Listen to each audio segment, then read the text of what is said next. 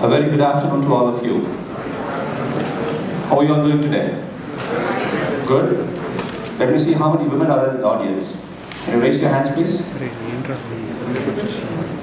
I would say almost 50%, which is bad. Not bad. Not bad. Very much aligning with the population of India, what the women ratio is in India.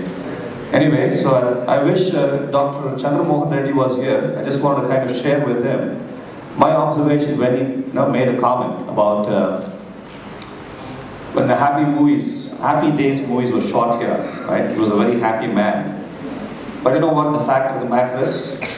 After the second release of the producer and director of the Happy Days, I don't think they're any more happy.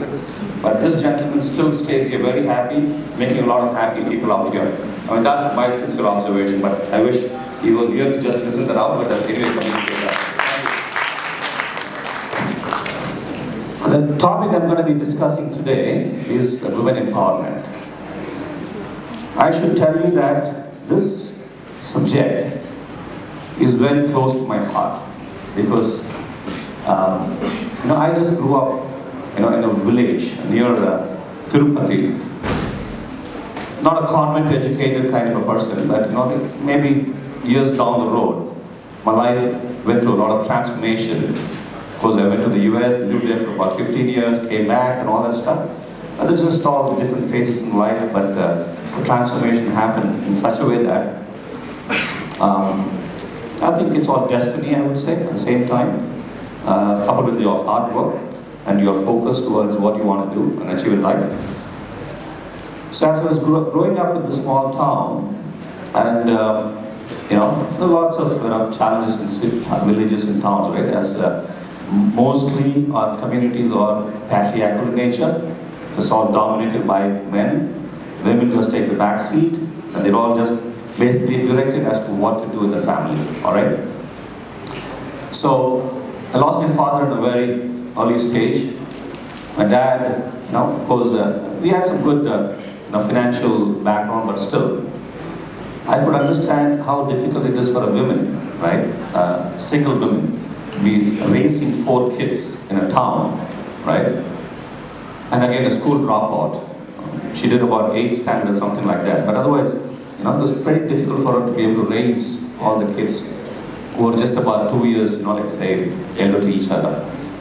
And then educating them and making sure that, their future is secure and all this stuff. I think, looking at the journey in my life, I really kind of, thought that why women cannot be powerful by themselves?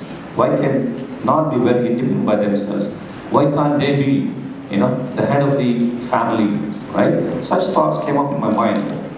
And I think it's been there in my mind for quite a long time.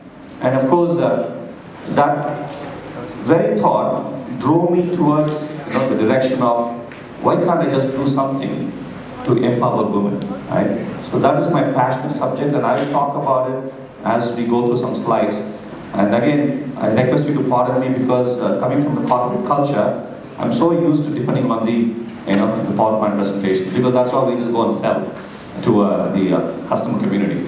But anyway, let me just start with what is diversity, the very topic of the theme of the TEDx event today. Diversity is all about, yes please, I'm sorry there's some technical issue in terms of the slides. It's all about understanding each one of us is unique, right? And recognizing the differences between all of us. So when we talk about differences, it could be in terms of the race, religion, age, gender, economic situation, social situation, disabilities or abilities, right? So many different aspects that we could talk about in terms of diversities. So as long as we can appreciate and embrace the differences, right? That is the overall concept of diversity. So I'm going to be talking more on the women inclusion as part of the diversity rather than talking about the other subjects, because that's what I'm going to be focusing on. Next please. Would you mind? Can I just do it or you can do it? Okay. So need for inclusivity for women, right? You know what the population of women today in India is? About close to 48.6%. right? And the literacy level among women are about close to 68%.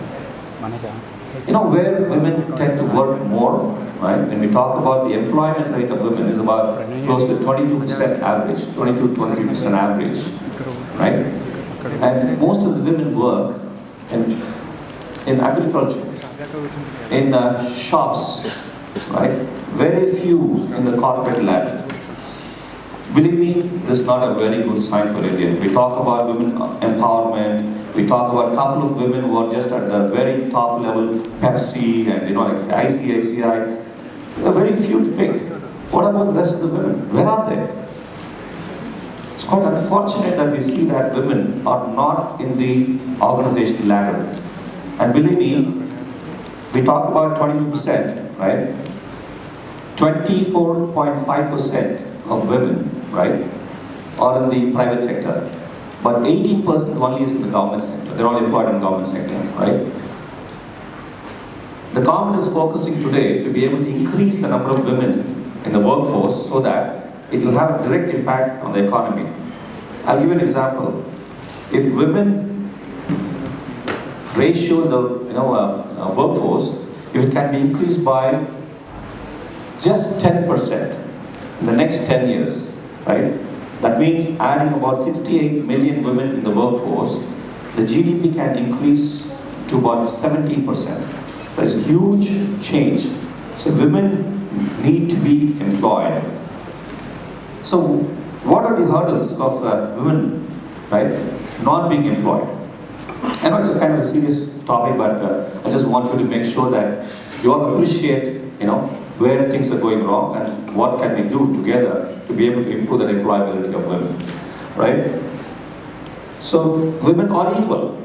People are important assets. Women can certainly be much more productive than men in terms of any work they can do. It is definitely a proven fact.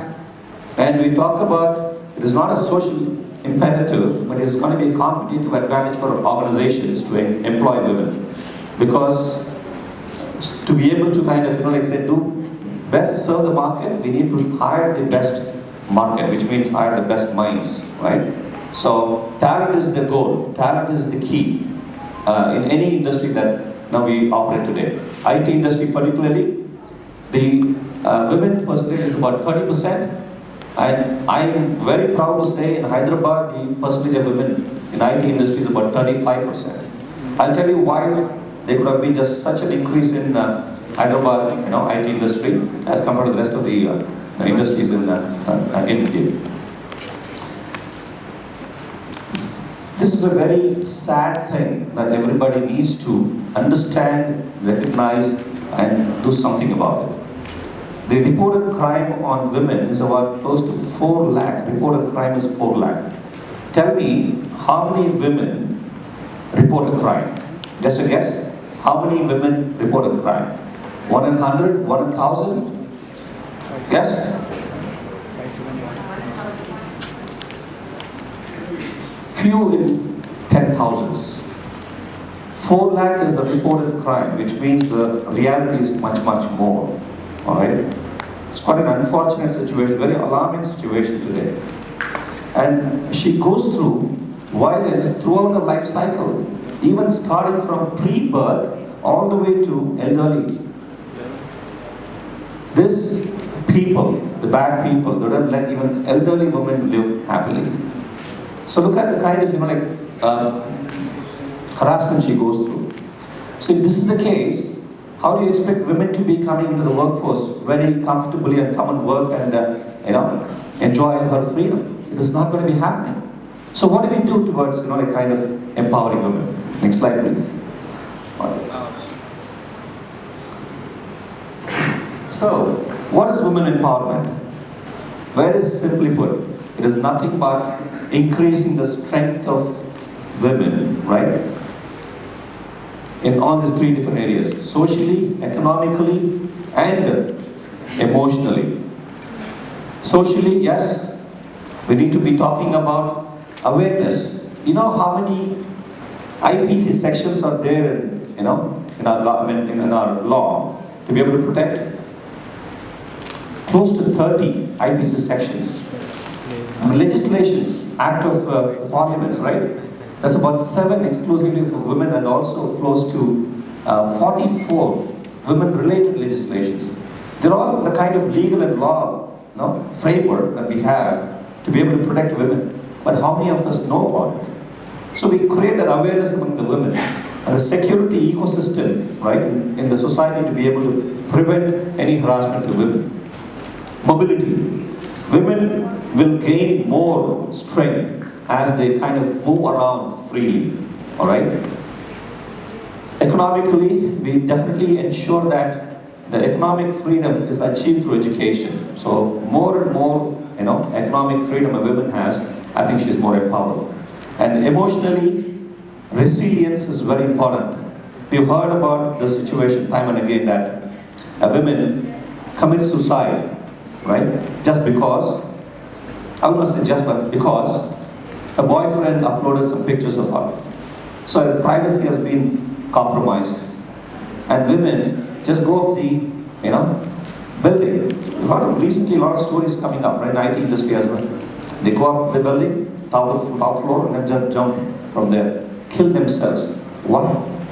It could have been just some incident. You know what? If that emotional stress that she was undergoing at that moment, it was managed, it was counseled, it was just kind of, like say, somebody was counseling to reduce the stress part of it. Just about 1 or 2 hours, I'm sure the lady would not have taken that extreme step. Do you agree? Do women agree?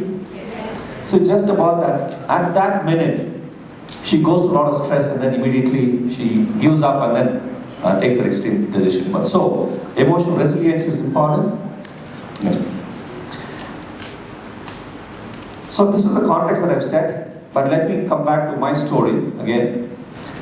With whatever I just told you, right, on women empowerment and all that, what is that we need to do to be able to, make that a reality in Hyderabad at least?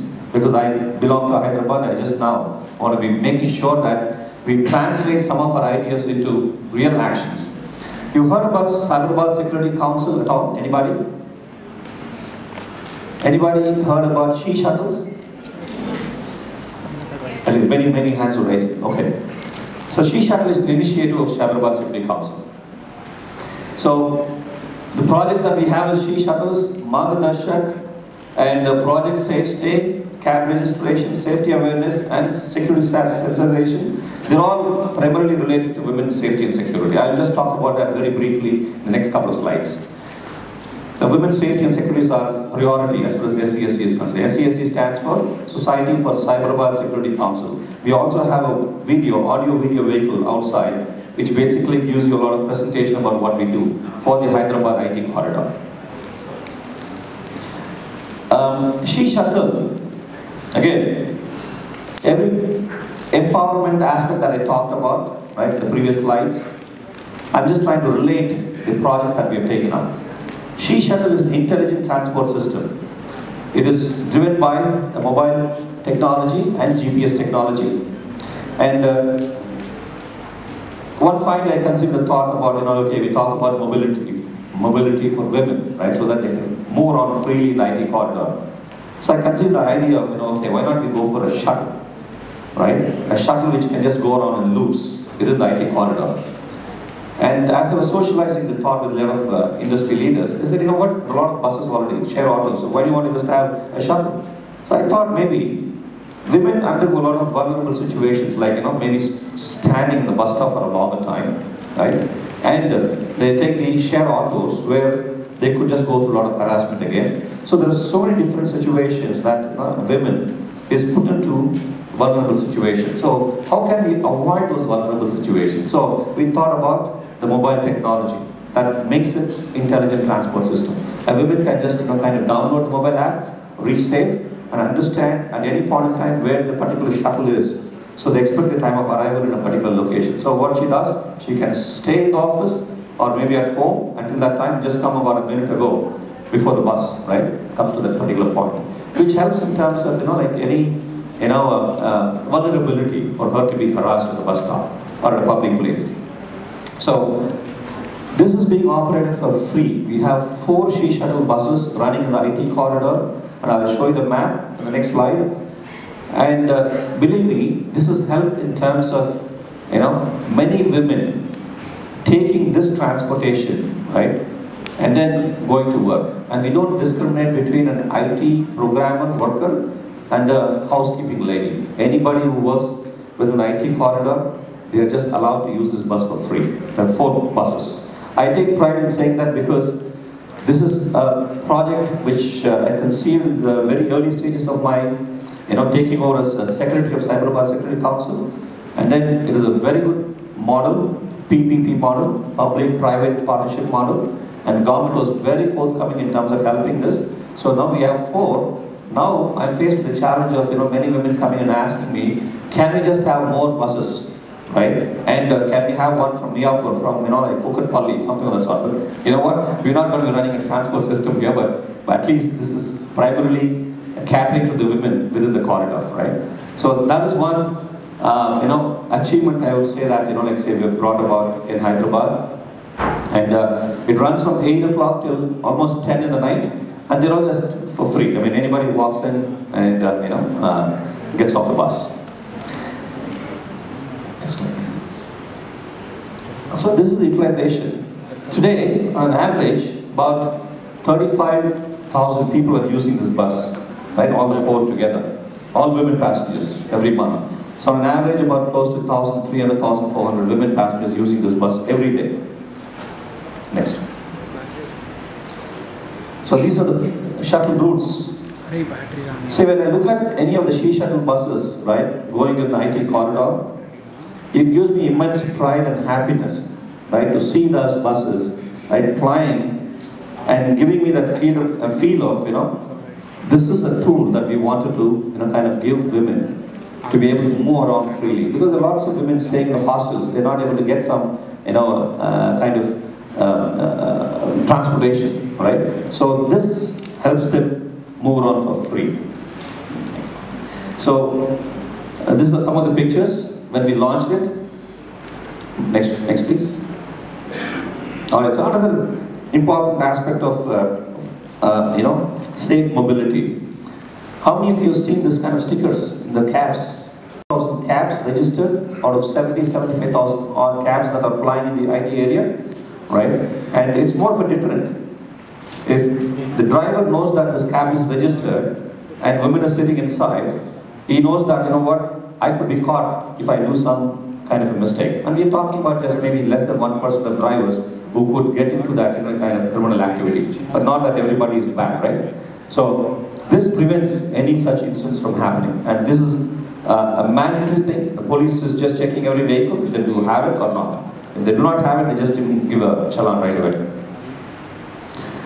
So Margadarshak, I talked about emotional resilience. Margadarshak is a program where it is more of an intervention by another woman who is trained as Margadarshak, right, to help a woman gain emotional strength. A woman in distress can reach out to a Margadarshak and she will be able to kind of guide her, counsel her, to be able to take her own decision. If the Margadarshak does the work for the women in distress, then what happens is she'll be always dependent. The idea is that women should be made more independent, right, by kind of doing some counseling and interventions. So I don't know whether you heard about ICC. Government has mandated that every company with more than 10 employees should have internal complaints committee, and that basically addresses only the workplace harassment. But Margadarshaks can also intervene about any domestic violence or any incident that happens during the commute as well. We have about close to 200 Margadarshaks at this point in time. We're planning on just kind of expanding this program to many more women and also to the colleges. But I think colleges would be the phase 2. At this point in time, I think this is one of the most sought after kind of program for women in the IT corridor. All right, so now coming to the accommodation part, right? In Cyberabad area, we have 200 women hostels. I'm not talking about the college-run hostels. They're all kind of PGs and women hostels, private hostels. They're not a regulated industry. So which means they operate on their own even if they have a small apartment, they just run this as an hostel. So there's no safety and security. What we have done, working with the police commissionerate, we developed the 10 commandments, rules that each and every hostel has to follow. And once they have followed that, we go back and do an audit and make sure that they're complying with all these 10 commandments. So this is kind of given a very safe and secure accommodation for women. And I've heard a couple of interviews in the recent past, or maybe some Telugu channels or even some articles in the paper, that some of the parents, right, they felt more comfortable seeing such programs, right, in the IT corridor, and they let their daughters come and work. People from the rural area I'm talking about. Let their daughters come and work in Hyderabad. So these kind of programs really help facilitate more women coming into the IT workforce. So that is the kind of benefit that we see. We have about 150 CCTV cameras. I'm not sure if you have just seen it, but in the Cyberabad area, we have identified a lot of hotspots, vulnerable areas, and also traffic-related areas where we have installed 150 cameras. These cameras are giving a live feed to the command control center, and many of the recent incidents, including women harassment or women related incidents, have been investigated, and the police can crack down on the criminals very quickly because of these cameras that we have. And we have 24/7 monitoring, right, in our command control center. So, which means safety, women should feel comfortable that they're being kind of safeguarded with all these different systems around them. But again, we don't intrude into the privacy of women, but at the same time, this is all very, very important for giving that confidence in the women. So these are some of the safety awareness sessions programs that we do for women in the IT corridor. We go to every IT company.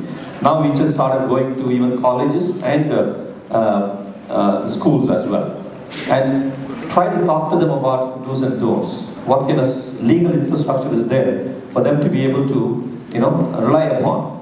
And we also tell them about some of the self-defense techniques, simple techniques that they can learn and be able to use them in an event of any incident that is happening.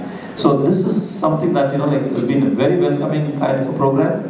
We've almost done about 30,000 employees. We covered about 30,000 employees so far in the IT industry.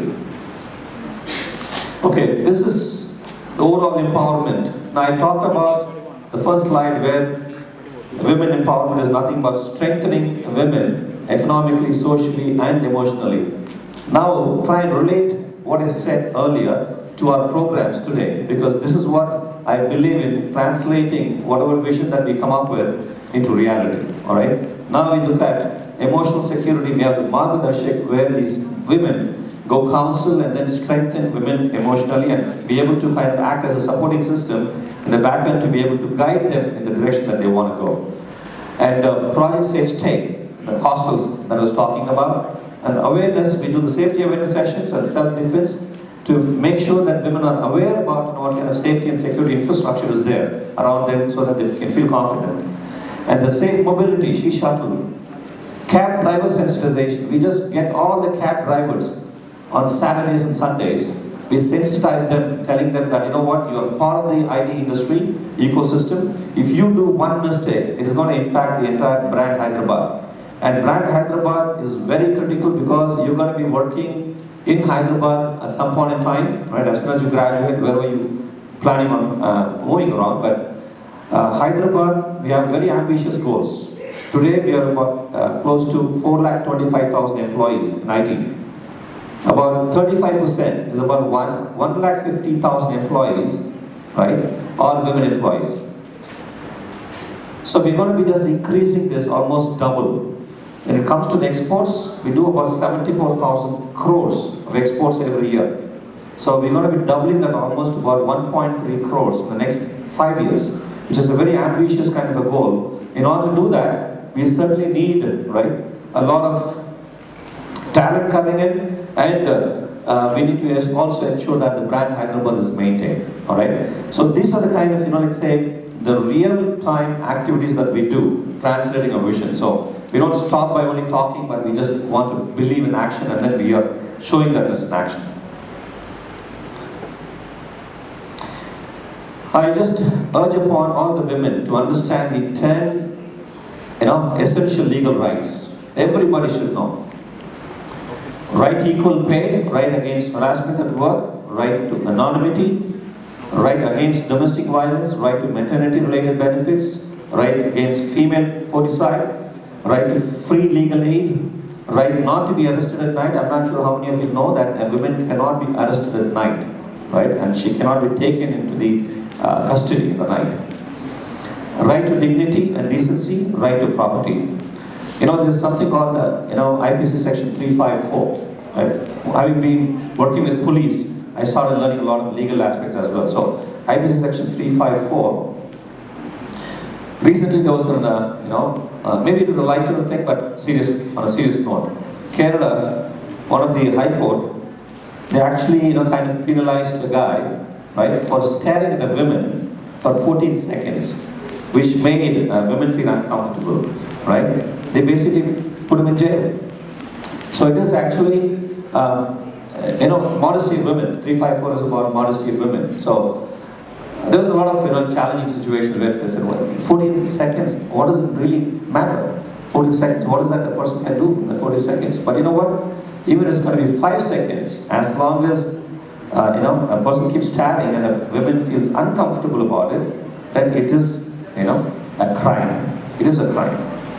So I want all the men out here to understand that, in our society, we have a lot of perverted men who keep staring at women with absolutely no self-respect and so no, self-esteem at all. But we want them to know about this, and at the same time, women to feel confident that, you can go and complain against anybody who makes you feel uncomfortable, all right? So it's a very, very important message I wanted to give you. And please exercise your freedom. Women can just think about, I have so much of security, safety, acts and, laws around me. But eventually, if you do not use them, right, there's no point in having all of those. Do you all agree? That's the situation, yes. So finally, Swami Vivekananda, he said, there's no chance for the welfare of the world unless the condition of women is improved. It is not possible for a bird to fly on one wing, right? The security of the women is the security of the society. And progressiveness of society or a country is dependent on the progressiveness of women. It's a very, very important theme that we are currently working upon. So we want to just improve the conditions of women at workplace and wherever she lives. All right. So next slide. So I can kind of conclude that, right? Let us respect women. Let us embrace and encourage diversity. Thank you very much for this opportunity, and I really wish everybody is safe. Thank you.